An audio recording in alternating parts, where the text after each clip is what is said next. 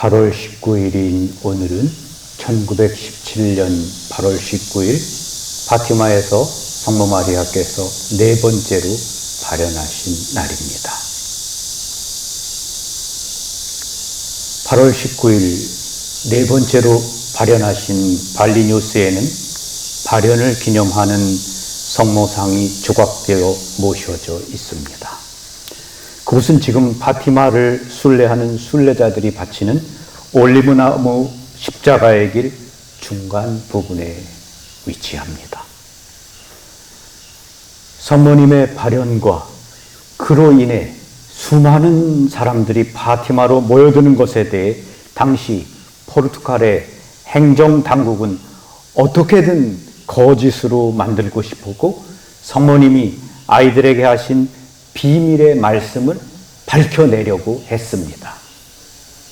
행정관들은 8월 11일 부모와 함께 읍 당국에 아이들을 소환해서 조사했습니다.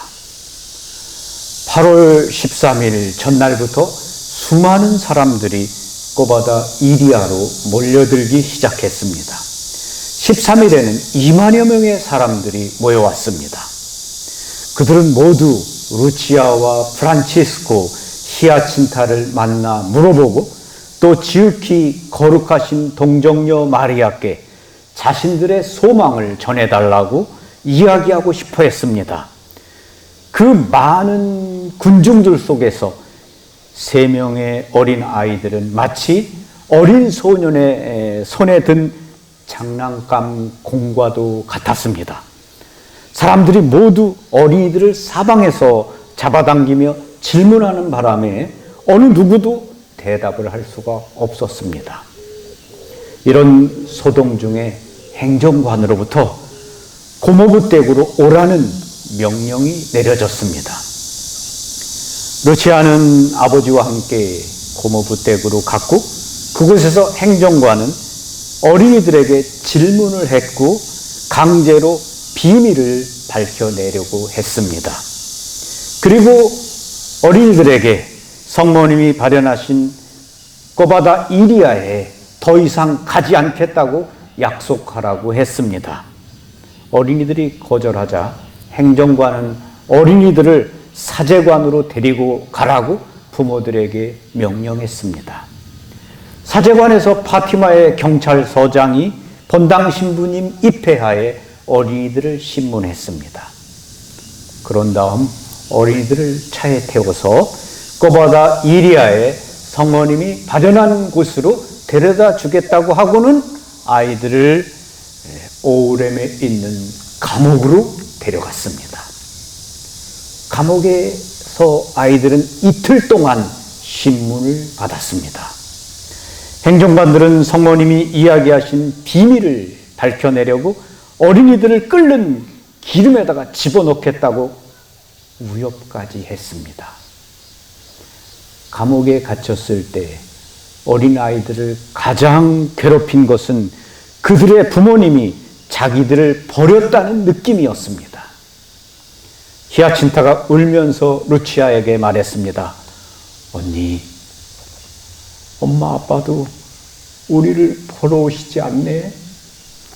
그들은 더 이상 우리 때문에 성가시고 싶지 않은 거야. 프란치스코가 말했습니다. 울지 마. 우리는 이 희생을 죄인들을 위해 예수님께 바칠 수 있어.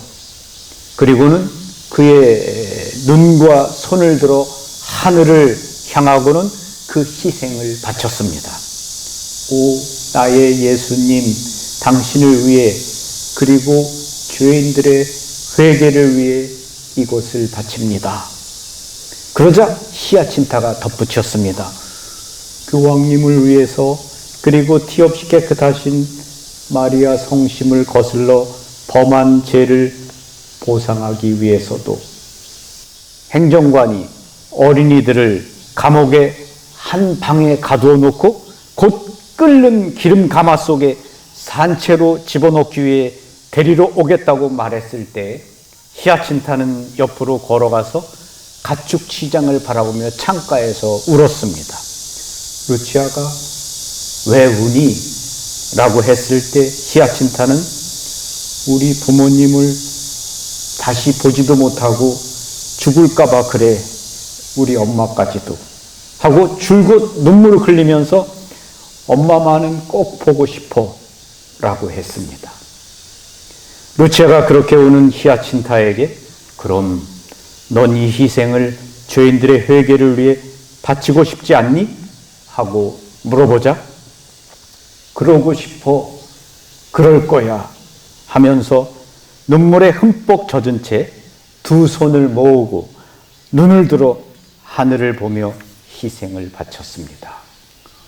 오 나의 예수님, 당신께 대한 사랑과 죄인들의 회개를 위해서, 교황님을 위해서, 그리고 티없이 깨끗하신 마리아 성심을 거슬러 범한 죄에 대한 보상으로 이것을 바칩니다. 감옥에 갇혀있던 죄수들이 아이들을 위로하려고 애쓰며 말했습니다. 너희가 할 일은 행정관에게 비밀을 말하는 거다. 그 부인이 성모 마리아가 그것을 원하든 말든 말하는 거야. 그래야 괜찮아 하고 말했을 때 절대로 안 돼요. 차라리 죽는 게 더 나아요 하고 히아친타가 힘차게 대답했습니다. 그런 다음 히아친타가 자기 목에 걸고 있던 메달을 벗어 한 죄수에게 주며 벽에 있는 못에 걸어달라고 청했습니다. 그리고는 그 앞에 무릎을 꿇고 묵주의 기도를 바치기 시작했습니다. 다른 죄수들도 어린이들과 함께 기도를 했습니다. 히아친타가 다른 방에 가서 신문을 받는 동안 프란치스코가 루치아에게 한없이 기쁘고 평화스럽게 말했습니다. 만약 그들이 말한 대로 우리를 죽이면 우리는 곧 천국에 있게 될 테니 얼마나 좋아. 다른 것은 다 괜찮아 하고 말했습니다. 성모님의 발현을 보지 못한 채 8월 14일이 되었을 때 프란치스코는 걱정을 감추지 못하고 울상이 되어 이렇게 말했습니다. 우리가 고바다 이리아에 가지 않았기 때문에 성모님께서 매우 슬퍼하셨음에 틀림없어. 그래서 그분은 다시 우리에게 나타나지 않을 거야. 나는 정말 그분을 뵙고 싶은데. 어린 동생 히아친타가 엄마와 모든 가족들을 몹시 그리워하며 쓰라리게 울 때 오빠 프란치스코는 다음과 같이 말하면서 그녀를 위로하려고 애썼습니다. 우리가 엄마를 결코 다시 못 본다 해도 참아 견디자. 우리는 그것을 죄인들의 회개를 위해 바칠 수 있어. 성모님께서 다시 오시지 않는 것이 제일 견디기 어려운 슬픔이야. 그것이 내 마음을 가장 아프게 하는 거야. 하지만 나는 이것도 죄인들을 위해서 바치고 있어 하고 말했습니다. 프란치스코가 루치아에게 이렇게 물었습니다. 말이죠. 성모님께서 이제 더 이상 우리에게 안 오실까? 모르겠어. 나는 오실 거라고 생각해. 프란치스코는 그분을 몹시 보고 싶어 했습니다. 그 때문에 감옥에서 8월 15일 풀려나와 8월 19일 발리뇨스에서 성모님의 발현을 보게 되었을 때 프란치스코에게 그 발현은 갑절의 기쁨을 주었습니다.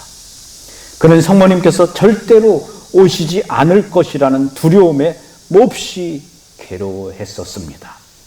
감옥에 갇혀 신문을 받고 나온 3명의 어린이들에게 8월 19일에 성모님의 발현은 커다란 기쁨이었고 위안이었습니다. 7살, 9살, 10살 3명의 어린이들에게 갑자기 끌려간 감옥은 어땠을까요? 부모님과 떨어졌고 기다려도 찾아오지 않는 부모님과 가족들로부터 버림받았다는 느낌? 너희들을 펄펄 끓는 기름 가마솥에 넣어버리겠다는 무서운 협박, 두렵고 공포스럽고 생각만 해도 눈물이 나는 순간들입니다. 그런데도 놀랍게도 그러한 순간에 비록 슬퍼서 눈물을 흘리지만 어린이들은 차라리 죽더라도 성모님이 아무에게도 말하지 말라며 이야기하신 비밀은 말할 수 없다고 용감하게 대답하는 모습을 보여주었습니다. 감동입니다. 그리고 그 어려움과 두려움, 고통을 죄인들의 회개와 교황님을 위해서 티 없이 깨끗하신 마리아 성심을 아프게 하는 것들에 대한 배상의 마음으로 모두 희생으로 바치고자 한 어린이들의 모습은 우리의 모습을 반성케 합니다.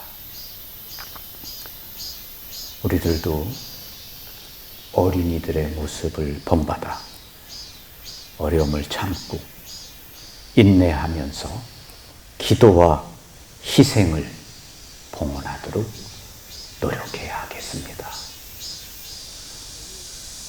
8월 19일 파티마 성모님의 네 번째 발현 기념일에 이 세 명의 어린 목동들의 감동적인 모습을 바라보면서 우리도 우리에게 주어지는 삶의 모든 어려움과 또 고통 이런 것을 잘 참고 또 그 어려움들을 불평 없이 희생으로 죄인들의 회개를 위해서, 연옥 영혼을 위해서, 사제와 교회들을 위해서, 또 성모님의 마음을 아프게 하는 그러한 것들에 대한 배상의 마음으로, 희생으로 바칠 수 있으면 좋겠습니다.